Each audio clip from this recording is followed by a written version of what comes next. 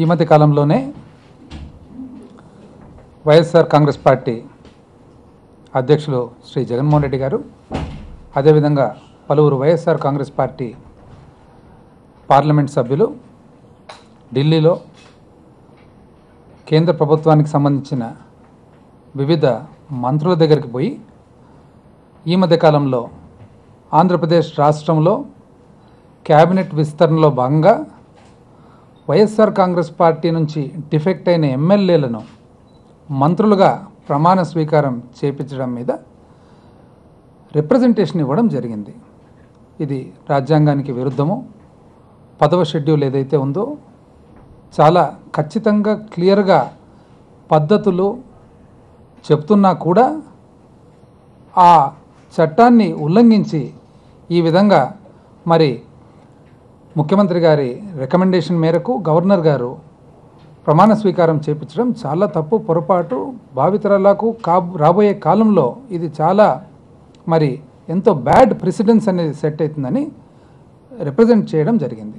ఇందులో భాగంగా మరుసటి రోజు మన ముఖ్యమంత్రి గారు మాట్లాడుతూ సింహాచలంలో దర్శనం చేసుకున్న తర్వాత వైఎస్ఆర్ కాంగ్రెస్ పార్టీ అభివృద్ధికి వ్యతిరేకమంట, వైఎస్ఆర్ కాంగ్రెస్ పార్టీ అభివృద్ధికి అడ్డగిస్తూ ఉన్నారంట, అదేవిధంగా ఆర్థిక నేరాలు ఏదో ఉన్నాయంట, మరి ఇంతకుముందు వివిధ ప్రభుత్వాలలో ఎన్నో డిఫెక్షన్స్ కూడా జరిగాయంట. అంటే ఏ విధంగా చెప్తా ఉన్నారంటే ఈరోజు ఒక పార్టీ నుంచి ఒక పార్టీకి డిఫెక్ట్ కావడం అనేది తప్పు కాదు, ఇంతకుముందు కూడా జరిగింది. అదేవిధంగా ఆర్థిక నేరాల గురించి ఏదో కొన్ని ఎగ్జాంపుల్స్ చెప్పారనమాట. ఏమది?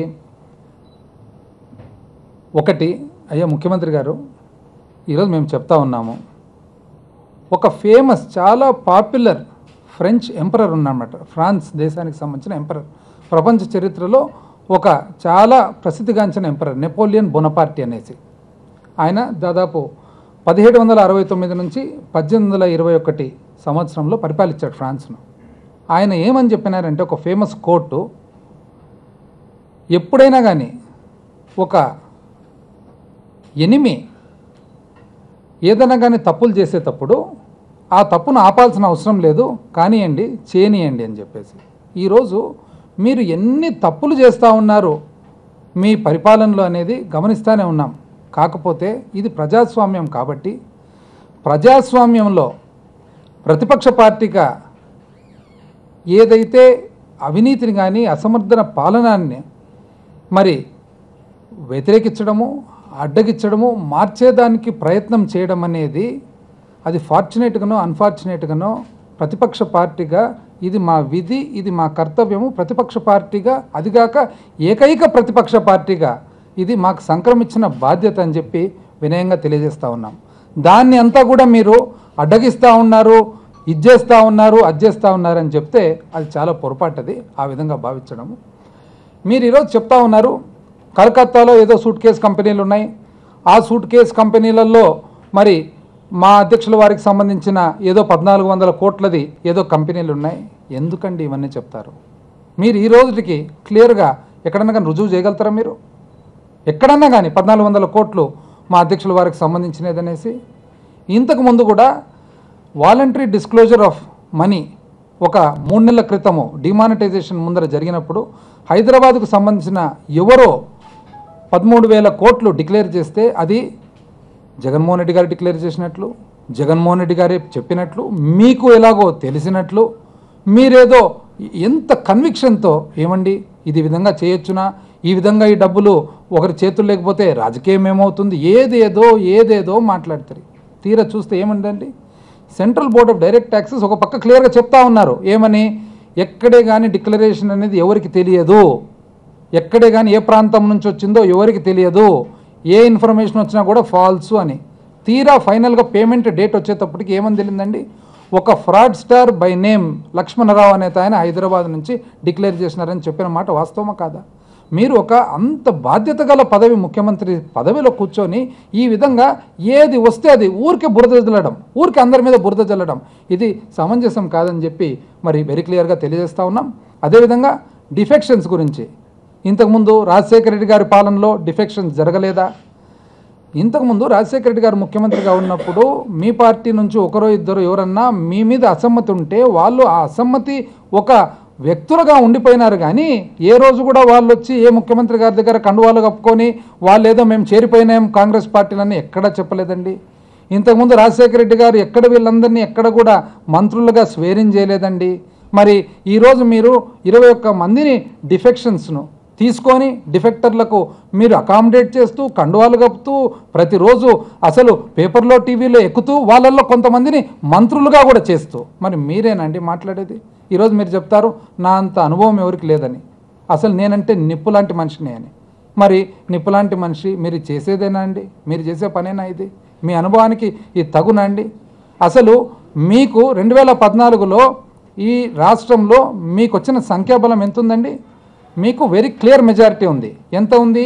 102 సీట్లు మీకు, 2 ఇండిపెండెంట్లు మీకు మద్దతు పలుకుతూ ఉన్నారు, 4 బీజేపీ వాళ్ళు వస్తూ ఉన్నారు, అంటే 108.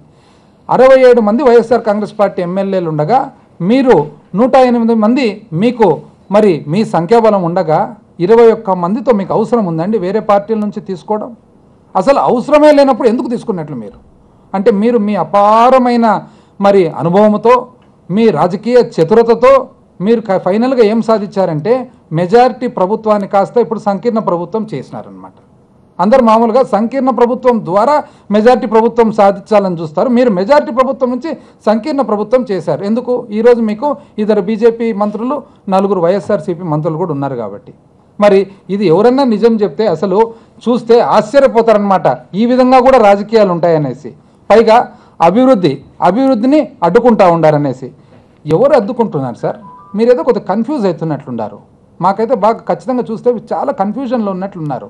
ఎందుకంటే మీరేమన్నారు, రాష్ట్ర స్థూల ఉత్పత్తి ఏదైతే ఉందో ఆంధ్ర రాష్ట్రము పోయిన సంవత్సరము 2016-17 11.6% సాధించింది అన్నారు.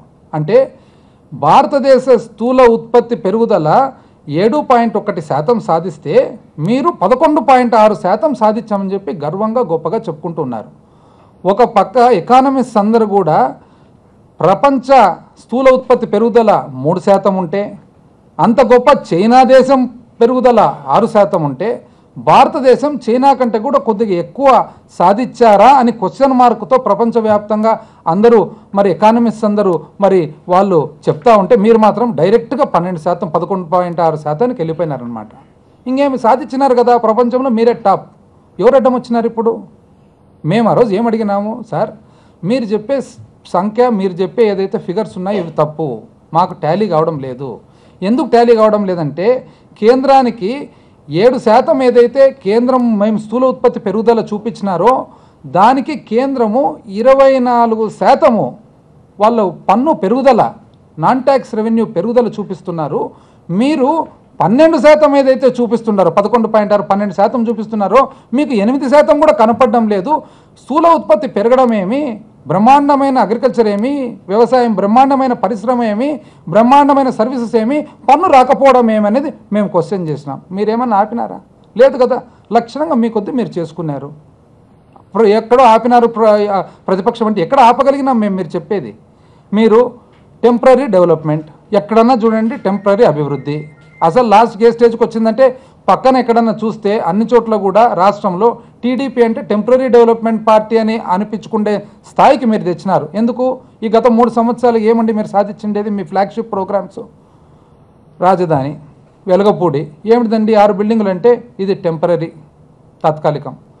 నెక్స్ట్ ఇది ఏదో అసెంబ్లీ అన్నారు, ఏమిటిదండి ఇదంటే టెంపరీ తాత్కాలికం. నెక్స్ట్ గర్వంగా మేము చెప్తున్నామండి పట్టిసీమ, ఏమిటిదండి ఇది అంటే టెంపరీ తాత్కాలికం. 3 సంవత్సరాల్లో మళ్ళీ 2018కు పోలవరం రాబోతుంది. అప్పుడు ఏం చేస్తారంటే ఈ పంపులు ఎత్తుకపోయి ఎక్కడో పెట్టుకుంటాం. అంత అవసరమా అండి అంటే టెంపరీ. మీరు చెప్పేదే, మేము చెప్పడం కాదు. పురుషోత్తపట్నం మళ్ళీ ఇదేందండి అని చెప్పి మేము అడిగితే టెంపరీ తాత్కాలికం. లెఫ్ట్ బ్యాంక్ కెనాల్ స్టార్ట్ అవుతుంది. అంటే మీరు ఇప్పుడు ఇవన్నీ కూడా రాష్ట్రానికి సంబంధించిన ఇన్ని రకాల అభివృద్ధి అంతా టెంపరీ చేస్తూ ఉంటే మేమేమైనా ఆపగలిగినామా? ప్రతిపక్షం మీరు ఎందుకు అంత కన్ఫ్యూజ్ అవుతుండారు, ఆపుతుండారు నేను చేసే అభివృద్ధిని అని చెప్పేసి? అసలు మీది ఏ విధంగా ఉందంటే పట్టిసీమ ప్రోగ్రాము ప్రాజెక్టు మీ ఫ్లాగ్షిప్ ప్రాజెక్ట్ అది. అసలు పసుపు నీళ్ళు వేసుకొని, చెండు పూలు వేసుకొని, చామంతి పూలు వేసుకొని, కొంతమంది మునిగి తేలి ఈత కొట్టి రకరకాలు చేస్తారు మీరు. మేము కదా ఇది చేసినాం, ఇది అనుసంధానం ఏమనంటే ప్రపంచంలో మొట్టమొదటిసారి ఇప్పుడు అసలు రాష్ట్ర స్థాయి కానీ దేశ స్థాయి కానీ ఎవరే కానీ టీడీపీలో మాట్లాడరు. ఏదన్నా మాట్లాడి ప్రపంచ స్థాయితోనే పోలిక, ఏదన్నా కానీ ఓన్లీ ప్రపంచ స్థాయి. అసలు దేశాన్ని ఎప్పుడో వదిలిపెట్టేసిన వాళ్ళని ఓన్లీ పైన ఆకాశంలోనే చూస్తూ ఉండారనమాట. మీరేమన్నారు, పట్టిసీమ ప్రోగ్రాం ప్రపంచంలో మొట్టమొదటిసారి రెండు నదులు అనుసంధానం చేసేసినామని చెప్పినారు. 1170 కోట్లు ఎస్టిమేట్ కాస్టు. మొన్ననే కాగ్ రిపోర్ట్లో అనవసరమైన ప్రాజెక్ట్ ఇదని చెప్పినారు, అనవసరమైన ప్రాజెక్టు.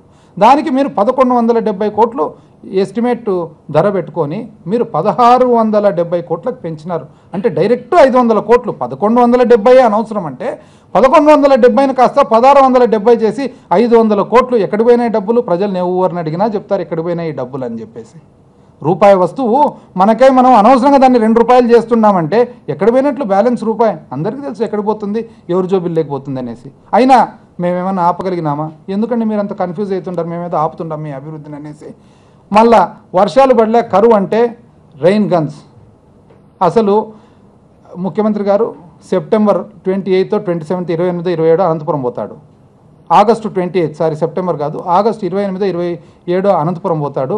సెప్టెంబర్ 2 కల్లా అసలు కరువును జయించేసినాం. మరుసటి రోజు పేపర్లు 5 రోజులు కరువులు జయించేసినాం. నాకు తెలిసి వరుణదేవుడు కూడా ఇంత ధైర్యం చేయడం అనమాట. నేను 5 రోజుల లోపల కరువును జయించేసిన రాయలసీమలు అని చెప్పేసి మీరు మాత్రం ధైర్యం చేసి చెప్పినారు. మేమేమన్నా ఆపినామండి? మీరు చెప్పేది ఏమన్నా ఆపగలిగినామా? మేమేమన్నా ఆపాలని ప్రయత్నం చేస్తే అది వీలు పడుతుందా మీరు చెప్పేది? అసలు కొన్ని టీఎంసీల నీళ్లు కొన్ని లక్షల ట్యాంకర్లు, వేలు కాదు లక్షల ట్యాంకర్లు పెడితే కానీ జరగదన్నమాట. అయినా కూడా మీరేమి లక్షణంగా చెప్పేసినారు, జయించేసినాం కరువు, పారదోలినాం కరువు మనల్ని చూస్తే భయపడుతుంది. ఎంత చక్కగా మీరు చెప్పారండి. మేమైనా ఆపగలిగినామా? ఎందుకు ఆ కన్ఫ్యూజన్ సార్? అసలు ఈవెంట్ మేనేజ్మెంట్ ఎంత బ్యూటిఫుల్ ఈవెంట్ మేనేజ్మెంట్ చేస్తున్నారు మీరు. మేము ఎక్కడైనా ఆపగలుగుతున్నామా? ఈ మధ్యలోనే వైజాగ్లో ఒక partnership summit, CII confederation of Indian industry partnership summit గర్వంగా చెప్పుకున్నారు. 10,50,000 కోట్లు. అసలు ఏంది ఇది? అసలు ఈ ఫిగరా ఇంకేమన్నానా? ఇన్ని కోట్లు మనకు పెట్టుబడి రూపంలో వచ్చేసినాయంట. అసలు 665 యూనిట్లు వచ్చేసినాయంట. 22 లక్షల మంది ఉద్యోగాలు వచ్చేస్తున్నాయంట. మీరు చెప్పుకుంటూ ఉండారు, మేమన్నా ఆపగలుగుతున్నామా? మీరు చెప్పేదాన్ని ఎందుకు కన్ఫ్యూజ్ అవుతున్నారు మీరు? అసలు చెప్పేది లక్షణంగా చెప్పుకుంటున్నారు. ఇది కాక ఇంతకు ముందు 5 లక్షల కోట్ల పెట్టుబడి వచ్చేసిందంట. అసలు ఇప్పుడు నేను చెప్తున్నా కదా, రాష్ట్ర స్థాయి దేశ స్థాయిలో లేరు వీళ్ళు. ప్రపంచ స్థాయి ఏం మాట్లాడినా ప్రపంచ స్థాయి అన్నమాట. ఈ 1000-2000 కోట్లలో లేరే, లక్షల కోట్లు. 1,00,000 కోట్ల తక్కువ ఏం మాట మాట్లాడరు. కింద తెలుగుదేశం మండల ప్రెసిడెంట్ అడిగినా కూడా 1,00,000 కోట్లలోనే మాట్లాడుతున్నారు. అలవాటు అయిపోయింది అన్నమాట వాళ్ళకు. 1,00,000 కోట్లు 2,00,000 కోట్లు సునాయాసంగా చెప్పుకుంటూ పోతుంటారనమాట. మరి అసలు మేమేమన్నాము అయ్యా, 2016 సంవత్సరానికి జనవరి 2016 నుంచి డిసెంబర్ 2016 వరకు దేశవ్యాప్తంగా కేంద్ర ప్రభుత్వం చెప్పే ప్రకారము మరి 1,00,000 కోట్ల పెట్టుబడి వచ్చింది. దాంట్లో ఆంధ్రప్రదేశ్ రాష్ట్రానికి 10,000 కోట్లు పెట్టుబడి వచ్చిందంటే మన ఆర్థిక శాఖ మంత్రివర్యులు మాత్రం నథింగ్ డూయింగ్. 99,000 కోట్లు పెట్టుబడి ఆంధ్ర రాష్ట్రానికి వచ్చింది అంట. 1,00,000 దేశానికి వచ్చిందంట, 99,000 మాత్రం ఆంధ్ర రాష్ట్రానికి వచ్చిందంట. కాంప్రమైజ్ కూడా కారు. మేమేమన్నా ఆపగలుగుతున్నామా? మీరు చెప్పేదాన్ని మాట్లాడితే మీరు ఆపుతున్నారు మా అభివృద్ధిని అనేసి. అసలు పెట్టుబడుల గురించి మన క్వశ్చన్ ఇస్తే అసెంబ్లీలో ఎంత బ్రహ్మాండమైన రిప్లై ఇచ్చినారు తెలిసిన. ఏందండి మీరు 22 లక్షల మంది 10 లక్షల మంది లక్షల ఉద్యోగాలు ఆడబోయి చూస్తే యువత అంతా పాపం ఉద్యోగం లేక అల్లాడిపోతున్నారు. ఉద్యోగం లేక అంటే దానికి ఏం చెప్తున్నారు? అసలు ఒక ఉదాహరణ చెప్తామండి, ఎంత ఆశ్చర్యకరంగా ఉందో. ఎస్ఎల్ ఇన్ఫ్రా ప్రాజెక్ట్స్ లిమిటెడ్ అంటే ఇది ఒక కంపెనీ. ఒక చోట వాళ్ళు దాంట్లో రాత మూలకంగా ఇచ్చినది ఇది మాకు అసెంబ్లీలో. ఏది క్వశ్చన్కు ఆన్సరు 27,600 ఉద్యోగాలు ఒక దాంట్లో అంట. అదే ఎంట్రీ 2వ పేజీలో అదే ఎస్ఎల్ ఇన్ఫ్రా పేరు మీద 72,400 అంటారు. రాతమూలకంగా ఇచ్చినది ఇది. 27,600, 72,400 రెండు కలిపితే ఎంత అయితే ఎగ్జాక్ట్ 1,00,000 అవుతుంది. ఫిగర్ కూడా ఎంత నీట్గా చూడండి, సెటప్ చేసే ఫిగర్ కూడా 1,00,000 ఉద్యోగాలకు 2 ఎంట్రీలు బాగా నీట్గా 27,600 ఒక ఎంట్రీ, మరి 72,400 ఒక ఎంట్రీ, 2 కలిపితే మరి. ఇంకోటండి వ్యాస్ క్యాన్సర్ రీసెర్చ్ అంట, స్పాట్ హెల్త్ సర్వీసెస్ అంట. అంటే ఒకటి క్యాన్సర్ రీసెర్చ్, ఒకటి హెల్త్ సర్వీసెస్. 12,000 ఉద్యోగాలు ఒక చోట అంట, 15,000 ఉద్యోగాలు ఒక చోట అంట. అంటే 2 కలిస్తే ఎంత అవుతాయి? 27,000 ఉద్యోగాలు. మాకు డౌట్ వచ్చి, సార్ మీరు ఉద్యోగాల లేకుంటే పేషెంట్ల సంఖ్యనా మీరు చెప్తుండేదని డౌట్ వచ్చి అడిగినాం. క్యాన్సర్ రీసెర్చ్ అంటే ఎంతమంది ఉంటారండి ఎక్కడైనా కానీ? రీసెర్చ్లో 50 మంది ఉంటారు, ఒక 100 మంది ఉంటారు. ఇంత చక్కటి ఫిగర్స్ 1000 మంది ఎక్కడన్నా మీరు చెప్పినారు. మీ అభివృద్ధి మీరు చెప్తూ ఉండారు, మేమేమైనా ఆపగలుగుతున్నాం ఎక్కడన్నా? ఎందుకు సార్ కన్ఫ్యూజ్ అవుతుంటారు దీనికి? అసలు రిలయన్స్ భారతదేశంలో అతిపెద్దది రిలయన్స్. రిలయన్స్ వాళ్ళు 3,50,000 కోట్ల ఆదాయం ఉండే సంవత్సరం ఆదాయం ఉండే రిలయన్స్ వాళ్ళు 25,000 మంది ఉద్యోగులు ఉంటే వీళ్ళు మాత్రము 1,00,000 ఉద్యోగాలంట ఎస్ఎల్ ఇన్ఫ్రా ప్రాజెక్ట్స్ అంట, అది కూడా రాసుకొని చెప్పుకుంటున్నారనమాట. ఇది కాక వైజాగ్ స్టీల్ ప్లాంట్లో 17,000 మంది, అంత పెద్ద వైజాగ్ స్టీల్ ప్లాంట్లో, కానీ క్యాన్సర్ రీసెర్చ్ ఇన్స్టిట్యూట్ వ్యాస్ అంట 12,000 అంట దాంట్లో. దాని తర్వాత మీరు అసలు ఉమెన్స్ పార్లమెంట్ అని పెట్టినారండి, ఇది కూడా మరి ఈవెంట్ మేనేజ్మెంట్లో ఒక భాగం, బ్రహ్మాండమైన, అసలు దాన్ని కూడా మేము వ్యతిరేకం అంట. పాపము పిలిచి రోజా గారు పోతే పిలిచి ఎయిర్పోర్ట్ దగ్గర ఆపేసి మీరు చెప్పా చేయకుండా ఇంచుమించు దాన్ని కిడ్నాప్ అంటారు, కిడ్నాప్ చేసే అంత పని చేసి మీరు హైదరాబాద్ వరకు పిలుచుకొచ్చినారు. ఎందుకంటే ఏమో తను మాట్లాడతారని ఊహించినారంట. మీరు ఆపగలిగినామండి? రోజా గారిని కిడ్నాప్ చేయడం ఆపగలిగినామా? రోజా గారిని ఫోర్సిబుల్గా హైదరాబాద్కి తెచ్చి మీరు ఏమన్నా ఇక్కడ దింపేయడం మేము ఆపగలిగినామా? కానీ మీరు మాత్రము ఉమెన్స్ పార్లమెంట్ చేసి ఇంతవరకు విచిత్రం, రిజల్యూషన్ కూడా పాస్ చేయలే. అంటే 3 రోజులు 2 రోజులు సభ జరిపి రిజల్యూషన్ కూడా పాస్ చేయలేని పార్లమెంట్ ఎందుకు మీరు మళ్ళీ ఇది కండక్ట్ చేసినారో మాకైతే అర్థం కాలే. ప్రత్యేక హోదా నేను మాత్రమే తేగలుగుతా, మేము మా మిత్రపక్షము బీజేపీ మాత్రమే ఇవ్వగలుగుతాము. ఒకరు 5 ఏళ్ళు అంటే, ఒకరు 10 ఏళ్ళు అంటే, ఒకరు 15 ఏళ్ళు. మీరే పోటీ పడి చెప్తారనమాట, మేము కాబట్టి తేగలుగుతాం. ఈరోజు ప్రత్యేక హోదా వద్దు, ప్రత్యేక ప్యాకేజ్ మేలని మీరే చెప్తున్నారు. మేమేమైనా ఆపగలిగినామండి మీ అభివృద్ధిని? ఇదే కదా మీరు చేసేది. మేమైనా ఆపగలిగినామా? మేమేమైనా వద్దునైనా ప్యాకేజ్ వద్దు ప్రత్యేక హోదా కావాలంటే మీరేమైనా మా మాట వింటుండారా? అసలు అప్పు చేస్తున్నారండి మీరు. ఎంత మీరు చేసే అప్పు? 2014-15 మీరు ముఖ్యమంత్రి అయినప్పుడు, మీ ప్రభుత్వం ఏర్పాటు చేసినప్పుడు రాష్ట్ర అప్పు 97,000 కోట్లు. 2017-18 మరి బడ్జెట్ అంచనాలు చూస్తే రాష్ట్ర అప్పు 2,16,000 కోట్లు. అంటే 1,20,000 కోట్లు 3 సంవత్సరాల్లో 4 సంవత్సరాల్లో మీరు పెంచగలుగుతున్నారు. 60 సంవత్సరాల ఆంధ్ర రాష్ట్రం ఉండే అప్పు 97,000 కోట్లు, కానీ మీ 4 సంవత్సరాల పరిపాలనలో 1,20,000 కోట్లు పెంచి 97,000 నుంచి 2,16,000 కోట్లు చేసినారు. మేమేమన్నా మీ ఆపగలుగుతున్నామండి? మాట్లాడితే మమ్మల్ని ఆపుతున్నారంటే ఎక్కడ ఆపినా మేము ఆపితే మీరు వింటిరా? వద్దునైనా అంత అప్పు చేయొద్దు, తలసరి అప్పు పెరుగుతుంది. ఆంధ్ర రాష్ట్రంలో ఉండే 6 కోట్ల మంది ప్రతి ఒక్కరు తల మీద మీరు అప్పు పెంచుతున్నారంటే మీరేమైనా ఆపుతారా? లేదే. మాట్లాడితే నేను చండశాసన్ని, నేను అసలు అవినీతిని ఓర్చను, నేను అసలు పద్ధతిని ఎటువంటి డీవియేషన్ కానీ నేను చండశాసన్ని అంటే రోజు అసెంబ్లీలో మేము ఇది విన్నాము. మీరు పాపం వనజాక్షి అనే తహసీల్దార్ను బట్టబయలుగా అందరూ టీవీలన్నీ రిలీజ్ చేసి లాగిరి. ఏమైనా చేయగలిగినారండి? మేమేమన్నా ఆపగలిగినామా? వనజాక్షిని లాగి బయట మీ ఎమ్మెల్యే చింతమనేని ప్రభాకర్ గారు లాగుతుంటే, రైల్వే కాంట్రాక్టర్ను మీ వెంకటగిరి ఎమ్మెల్యే నెల్లూరులో ఆయన రామకృష్ణ గారు బెదిరిస్తుంటే డైరెక్ట్గా రిలే అయిపోయింది. మేమన్నా ఆపగలిగినామండి? ఎవరన్నా ఆంధ్ర రాష్ట్ర ప్రజలు ఎవరన్నా ఆపగలిగినారా? మరి ప్రతి ఒక్క వెల్ఫేర్ స్కీములో, ప్రతి ఒక్క ప్రభుత్వం నుంచి వచ్చే సహాయంలో పబ్లిక్కు ఏం చేస్తున్నారండి? జన్మభూమి కమిటీలను పెట్టి ఒక ఇండ్లు ఎవరికన్నా ఇవ్వాలంటే కమిషన్, ఒక బియ్యం కార్డు ఎవరికన్నా ఇవ్వాలంటే కమిషన్, ఒక పెన్షన్ ఎవరికన్నా ఇవ్వాలంటే కమిషన్, ఇన్ని రకాల క్షేత్రస్థాయికి అవినీతి తీసుకుపోయినారా మీరు? మేమేమన్నా ఆపగలిగినామండి? చివరగా మరి ఐజీపీ బాలసుబ్రహ్మణ్యం గారు పాపం one of the best finance officers ఈ రాష్ట్రంలో, ఈ దేశంలో అని చెప్పొచ్చు. అటువంటి ఆఫీసరు ఈరోజు ట్రాన్స్పోర్ట్ కమిషనర్గా ఉంటే డైరెక్ట్గా ఆయన మీద దాడి చేస్తే మీ ఎంపీ మీ ఎమ్మెల్యేలు ఏం చేయగలిగినారండి? ఆంధ్ర రాష్ట్ర ప్రజలంతా ఎవరు అడ్డం వస్తున్నారు మీకు? మీరు అనుకునేది ఎవరన్నా అడ్డపడుతుండారా మీరు చేసేదానికి? చివరికి లాస్ట్కి మేము ఏమన్నా మాట్లాడితే మీకు చదువు ఉందా, మీరు ఎక్కడ చదివినారు, మీకేం తెలుసు కాబట్టి అంటే మీరు చిత్రీకరించేదంతా ఎంతసేపు ఏమి అవినీతి అని ఇంకోటని మా మీద బురద జల్లి మమ్మల్ని ఏ విధంగా చేస్తూ ఉండారంటే, మేమైతే ఎంఏ ఎకనామిక్స్ అని మీరు చెప్పుకుంటారు, మమ్మల్ని ఏమో అసలు వీళ్ళకందరూ ప్రతిపక్షానికి వీళ్ళకి నాగరికత తెలీదు, వీళ్ళకి సివిలైజేషన్ తెలీదు, అసలు వీళ్ళు చాలా మొరటోళ్ళు, వీరు అడవుల్లో ఎక్కడనో జీవిస్తూ ఉండారు, ఏదో గడ్డలు కందగడ్డ ఇట్లాంటి గడ్డలు ఆకులు అలములు తిని టార్జాన్ మాదిరిగా చెట్టు నుంచి చెట్టుకు దుంకుకుంటూ గోడ మీద నుంచి గోడ మీదకి దుంకుతూ అనేటట్లు మమ్మల్ని చిత్రీకరించాలని చెప్పి మీరు ప్రయత్నం డైలీ చేస్తూ ఉండారు మీడియా ద్వారా. మేమేమైనా ఆపగలుగుతున్నామా? చివరకు మేము చెప్పినాం, స్వామి మీరు ఎంఏ చదివినారు, నో ప్రాబ్లం, సంతోషం మాకు. మీ పక్కనే మీ సొంత నియోజకవర్గం చెవిరెడ్డి భాస్కర్ రెడ్డి గారు మీ యూనివర్సిటీలోనే ఎంఏ కాదు ఎల్ఎల్బి చదివి మరి పిహెచ్డి కూడా చేసినాడు, సేమ్ మీ నియోజకవర్గమే, సేమ్ మీ యూనివర్సిటీలోనే చదివినదంటే మీరు దాన్ని ఏమైనా అంగీకరించినారా? లేదు కదా, మీరైతే అంగీకరించారు. రైల్వే జోను వైజాగ్, ఆంధ్ర రాష్ట్రానికి వైజాగ్ రైల్వే జోన్ తెచ్చేదానికి మేమేమన్నా ఆపగలిగినామా? తేవచ్చు కదండి, మీరు లక్షణంగా తేవాలని చెప్పి మీకు ఉద్దేశం ఉంటే అసలు ఏసీడీపీ గ్రాంటు ఇంతవరకు చరిత్రలో భారతదేశంలో నాకు తెలిసి ఒక ఆంధ్ర రాష్ట్రంలో మాత్రమే ఎన్నికైన శాసనసభ్యులకు ఎటువంటి ప్రభుత్వం నుంచి గ్రాంట్ అనేది నియోజకవర్గం అభివృద్ధి చేసేదానికి లేకుండా ఇన్ఛార్జ్ పేరు మీద, లాస్ట్కి ఇన్ఛార్జ్ కూడా వదిలిపెట్టి జీవోలలో ఈ మధ్య కాలంలో ఒక జీవో వస్తే టీడీపీ ఎమ్మెల్యే విజయ్ కుమార్ అని వస్తాడు. అక్కడ విజయ్ కుమార్ కాదు, అక్కడ ఎమ్మెల్యే వచ్చేసి ఆదిమలుపు సురేష్ సంతనూతలపాడుకు. డైరెక్ట్ జీవోనే ఇష్యూ చేసినారు. మేమన్నా ఆపగలిగినామా? ఇది తప్పు సార్. ఎమ్మెల్యే అన్న తర్వాత ఫస్ట్ శాసనసభ్యుడు, ఏ పార్టీ అయినా కానీ శాసనసభ్యుడు కదా, ఇవ్వవలసిన హక్కులు ఏదైతే ఉన్నాయో అందరికి ఇవ్వండి. దానిపైన మీ వాళ్ళకి ఏమైనా ఎక్స్ట్రా చేసుకోవాలంటే మీరు చేసుకోండి అంటే మీరు ఏమైనా విన్నారు? ఇంతవరకు ఒక్క రూపాయి వైఎస్ఆర్ కాంగ్రెస్ పార్టీ శాసనసభ్యులకు ఒక్క రూపాయి రాగి పైసా ఇంతవరకు 3 సంవత్సరాలకు వచ్చిందా? లేదే.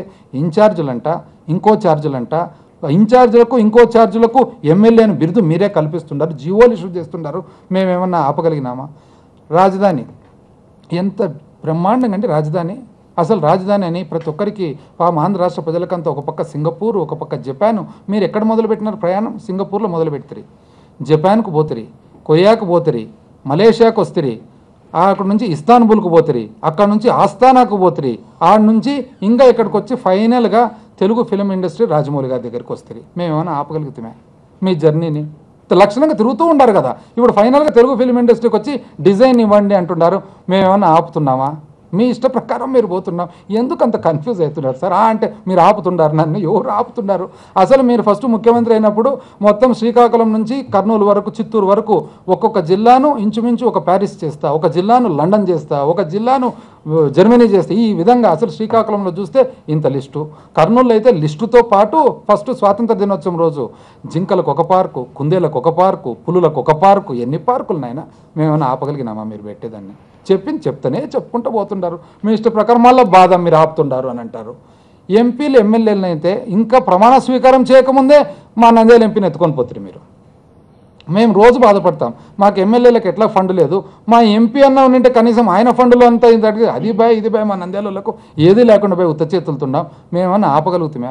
21 మంది ఎమ్మెల్యేలు తీసుకొని పోతారు, పట్ట పగులే, కండువాలు కప్పిందే. ఏం చేయగలిగినారు ఎవరైనా కానీ? ప్రజాస్వామ్యం కూని అవుతుంది. ఎవరన్నా ఏమన్నా, మేమే కాదు ఆంధ్ర రాష్ట్ర ప్రజలు కానీ ఎవరన్నా ఆపగలుగుతున్నారా మిమ్మల్ని? ఇవన్నీ ఏం లేదండి. దీంట్లో ఒకటే మాకు అర్థమైనది, యాక్చువల్గా మీరు 2019 ఎలక్షన్కు పోయేటప్పటికి పరిపాలన అనేది ఫెయిల్ అయింది, మీకు తెలుసు. అది ప్రజల అసంతృప్తి విపరీతంగా ఉంది, అది మీకు తెలుసు. ప్రజలు ఏ విధంగా మిమ్మల్ని స్వీకరించరు, అది కూడా మీకు తెలుసు. ప్రజలు చాలా అసహనంతో ఉన్నారు, అది కూడా మీకు తెలుసు. ఇదంతా కూడా మీ ఫెయిలియర్ను, మీది ఏదైతే అసమర్థత ఉందో దాన్ని కప్పుపుచ్చుకునేదానికి నన్ను ప్రతిపక్షం ఏది చేయనీయడంలే అని చెప్పుకుంటూ తిరుగుతున్నారు. ఇంత తప్ప మాకు వేరే కారణమే లేదు. ఎందుకంటే ఎక్కడ ఎవరు ఆపుతుండారండి మిమ్మల్ని? ఎంత పవర్ఫుల్ మీరు? మీ ముందు ఎవరన్నా అసలు నిలబడే స్టేజ్లో ఉంది? అసలు అంత పెద్ద ఒక కమిషనర్ ఏం చేసుకోలేకపోయినాడు? అవి చేసేది అయితే ఒక్కటి దయచేసి ముఖ్యమంత్రి గారు, మేము వినయంగా మీరు కోరుతా ఉన్నాం, మీరు చేసే అభివృద్ధిని ఆపాలని మేకే కాదు ఎవరికి కూడా ఉండదండి. అందరూ కూడా అభివృద్ధికి సహకరించే వాళ్ళే. కాకపోతే మీరు చేసే ఏదైతే బ్యాడ్ పరిపాలన ఉందో, అసమర్థత పరిపాలన ఉందో, ఏదైతే అవినీతి ఉందో, దీన్ని మాత్రం మాకు ఆపక తప్పదు, మేము అడ్డం రాక తప్పదు, మేము ఆపక తప్పదు. ఎందుకంటే ఇది మా కర్తవ్యం. ప్రతిపక్ష పార్టీగా ఈరోజు ఆంధ్ర రాష్ట్ర ప్రజలు వైఎస్ఆర్ కాంగ్రెస్ పార్టీకి ఏ బాధ్యత అయితే ఇచ్చారో, ఏ బాధ్యత అయితే మాకు సంక్రమించిందో అది ఖచ్చితంగా మేము దాన్ని జస్టిస్ చేయాల్సిందే, న్యాయం చేయాల్సిందే. మీ అవినీతి పరిపాలన, అసమర్థ పరిపాలన మేము ఆపాల్సిందే. రాష్ట్రపతి కేంద్ర మంత్రులు జగన్కు అపాయింట్మెంట్ ఇవ్వడానికి కూడా ముఖ్యమంత్రి తప్పుపట్టారు. ఆర్థిక ఉగ్రవాదికి ఎలా ఇస్తారు అపాయింట్మెంట్ అని కూడా ఆయన ప్రశ్నించారు. ఒకటండి, నిజం చెప్పాలంటే ఇవన్నీ కోర్టుకు సంబంధించిన విషయాలు. కోర్టుకు సంబంధించిన విషయాల్లో ఈ విధంగా అనుభవంతో మాట్లాడడం కూడా తప్పు. ఊరికనే మాట్లాడడము చాలా తప్పు. అట్లంటే ఆ విధంగా తిరిగి మాట్లాడంటే మీ మీద కూడా ఉన్నాయి కదండి కేసులు, మీ మీద కేసులు ఉన్నాయి కదా. ఈరోజు సుప్రీంకోర్టులో ఇదైంది కదా. ఈరోజు ఒకటే సింపుల్, ఆ వాయిస్ మీద కాదా, డైరెక్ట్గా బ్లేటెంట్గా ఓపెన్గా క్రిమినల్ కేసు కదా. మరి దానికేం సమాధానం చెప్తారండి? మరి ఇంతవరకు మీరు అంత నిప్పులాంటి మనిషి అయితే ఇంతవరకు మీ మీద అలిగేషన్స్ ఏమైతే ఉన్నాయి, మీకై మీరు ఒక ఎంక్వైరీ వేయండి. ఎంక్వైరీ వేసిన తర్వాత ఆ ఎంక్వైరీలో ఏదన్నా కానీ క్లారిటీ ఉందేమో ఆ రోజు ఇవన్నీ మాట్లాడండి. అంతేగాని ఒక పక్క మీరు కేసులు పెట్టుకొని మీరు ఊరుకునే ఇంకా ఏదో అలిగేషన్స్ ఏవైతే ఉన్నాయో ఆ అలిగేషన్స్ మీద మాట్లాడి అనవసరంగా బురద జల్లడం మాత్రం తప్పు కదండి. ఆ రోజు నిజం చెప్పాలంటే మళ్ళీ ఓట్ ఫర్ నోట్ అనేది దేశవ్యాప్తంగా ఒక చర్చగా మారింది. మరి ఆ రోజు ఏమైందండి? దాన్ని ఏమంటారు?